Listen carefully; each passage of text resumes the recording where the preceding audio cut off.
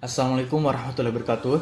Saya Muhammad Abdul Aziz dengan NIM 020 11 28 23 28 252 akan menjelaskan kewenangan Mahkamah Konstitusi dalam menyelesaikan sengketa lembaga negara serta bagaimana proses pengadilannya di Indonesia. Mahkamah Konstitusi atau disingkat MK adalah lembaga yudikatif yang dibentuk berdasarkan amandemen UUD 1945, khususnya dalam pasal 24C ayat 1 dan ayat 2. MK memiliki 4 kewenangan utama dan 1 kewajiban. Pertama, menguji undang-undang terhadap UUD 1945. Kedua, memutus pembubaran partai politik. Ketiga, menyelesaikan hasil pemilu. Keempat, memutus sengketa kewenangan lembaga negara. Dan kelima, MK memiliki kewajiban untuk memberi putusan atas pendapat DPR mengenai pelanggaran yang dilakukan oleh Presiden dan atau Wakil Presiden. Sengketa kewenangan lembaga negara atau SKLN adalah perselisihan antara lembaga-lembaga tinggi negara yang diberi kewenangan langsung oleh UUD 1945 yang merasa kewenangannya dilanggar atau diambil alih oleh lembaga negara lainnya. Syarat utama atau syarat pentingnya adalah 3. Pertama, lembaga yang bersengketa harus disebut secara eksplisit dalam UUD 1945. Kedua, kewenangan yang disengketakan harus berupa kewenangan konstitusional, bukan kewenangan yang diberikan oleh undang-undang biasa.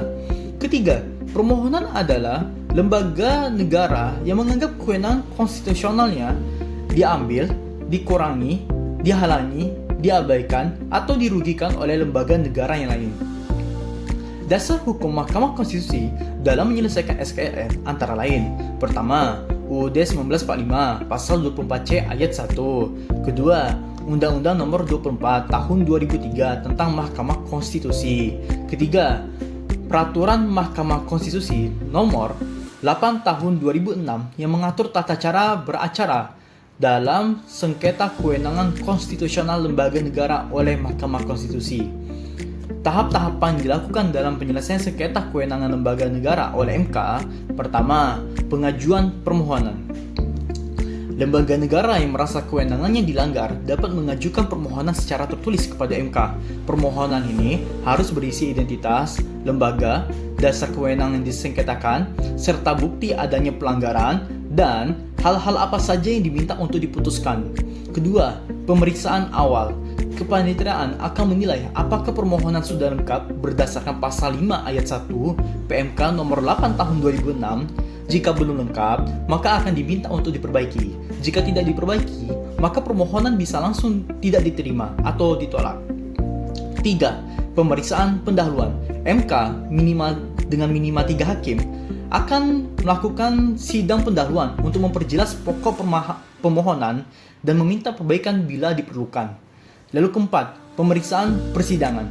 Pada tahap ini, kedua belah pihak memberikan argumen, bukti, saksi, atau ahli untuk mendukung klaim mereka. MK akan menggali fakta dan menilai apakah benar telah terjadi pelanggaran kewenangan konstitusional. Lalu kelima, pembuktian. Pemohon diminta untuk memberikan bukti bahwasanya memang ada pelanggaran sengketa kewenangan lembaga negara.